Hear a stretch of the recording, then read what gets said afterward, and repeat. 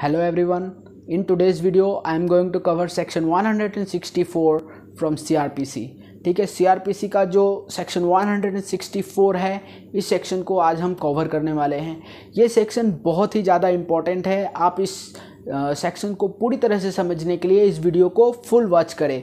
इसी वीडियो में हम इस सेक्शन से जुड़े कुछ रिलेवेंट केस लॉस के ऊपर भी हम डिस्कस करेंगे ताकि उसके बाद कोई डाउट ना बचे। तो चलिए इस वीडियो को स्टार्ट करते हैं। उससे पहले अगर आप इस चैनल पे नए हैं तो चैनल को सब्सक्राइब करना ना भूलें। तो लेट्स स्टार्ट।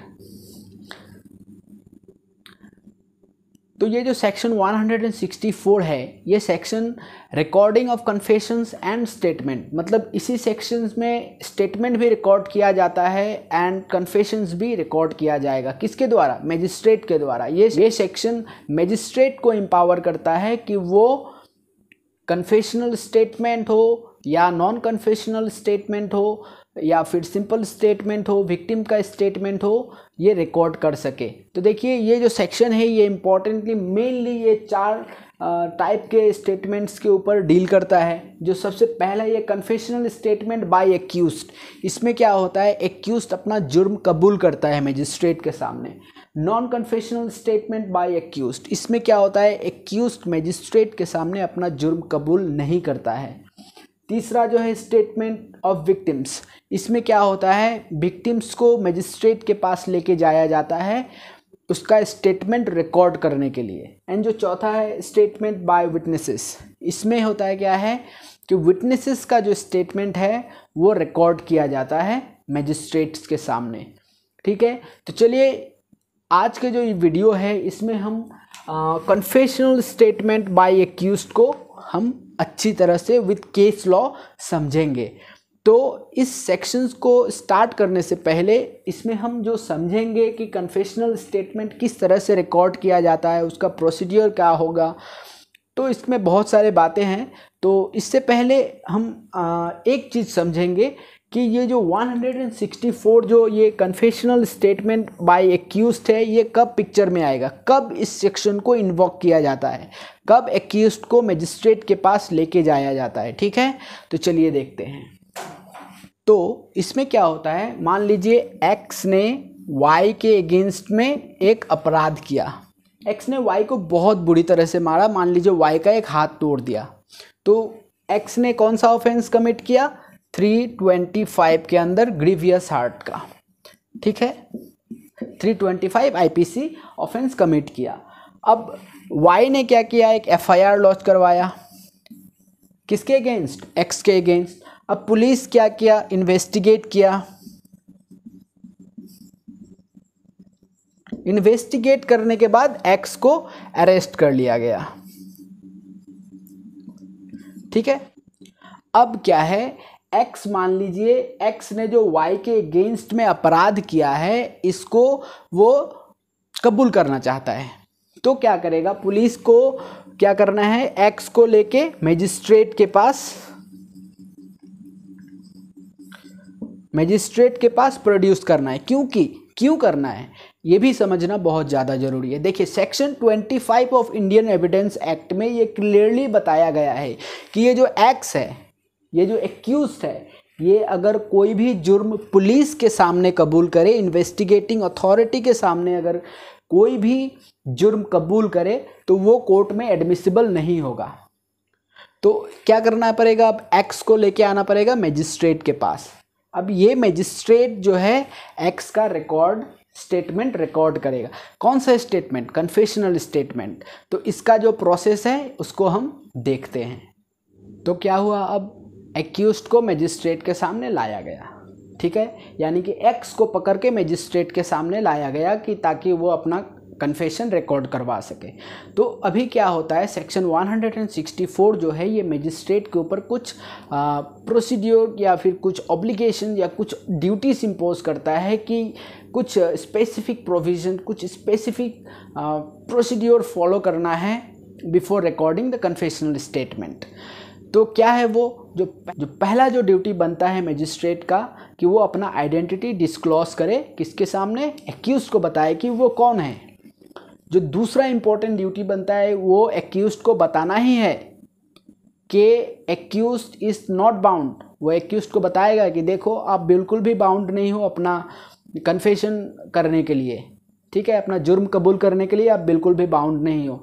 अगर आप जुर्म कबूल करते हो तो ये आपके अगेंस्ट में जाएगा, ट्रायल में ये आपके अगेंस्ट में ये एक एविडेंस हो जाएगा, ठीक है। तो ये भी एक बहुत ही इम्पॉर्टेंट ड्यूटीज़ है जो मजिस्ट्रेट को फॉलो करना होता है सेक्शन 164 के अंदर कन्फेशनल स्टेटमेंट रिकॉर्ड करते समय।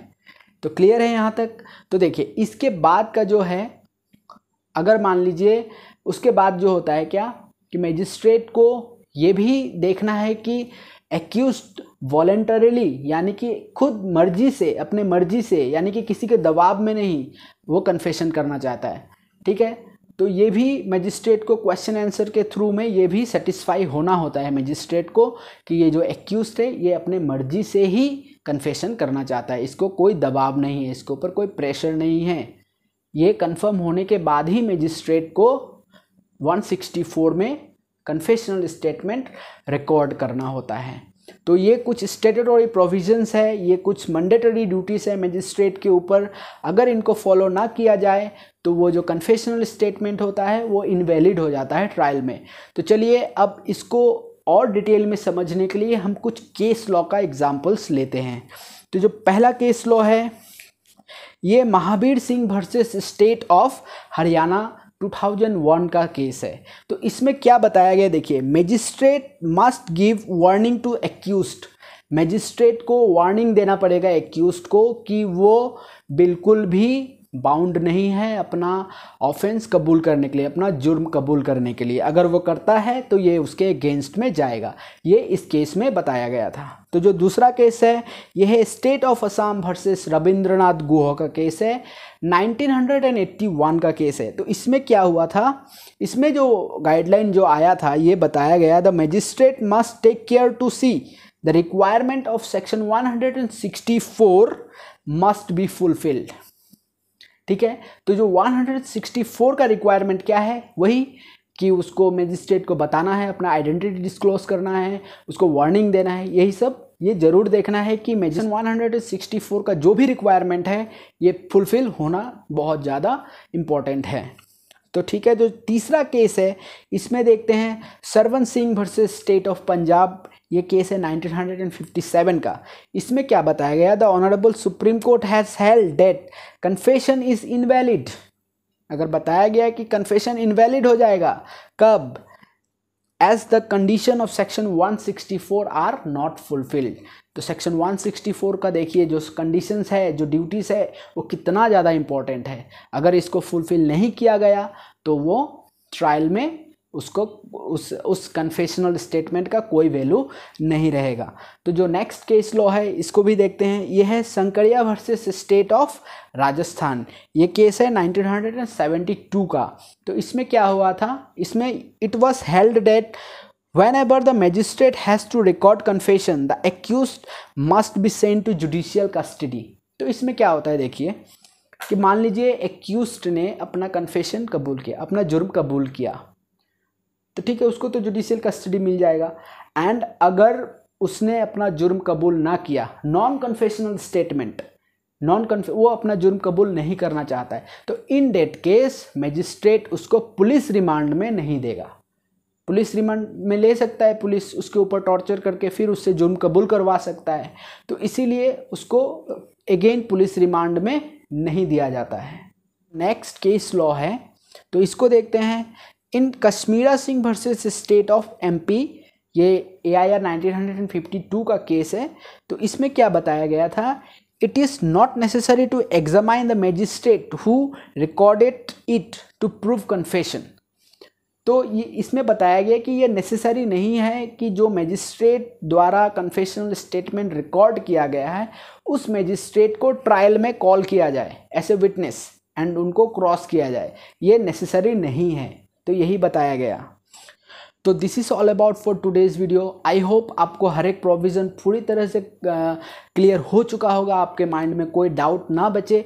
अगर इसके बावजूद भी अगर कोई डाउट है तो आप कमेंट सेक्शन में अपना डाउट पूछ सकते हैं। I will definitely try to respond. तो चलिए आज के लिए इतना ही, मिलते हैं नेक्स्ट वीडियो के साथ। तब तक के लिए stay in touch to this channel. Have a great and wonderful time.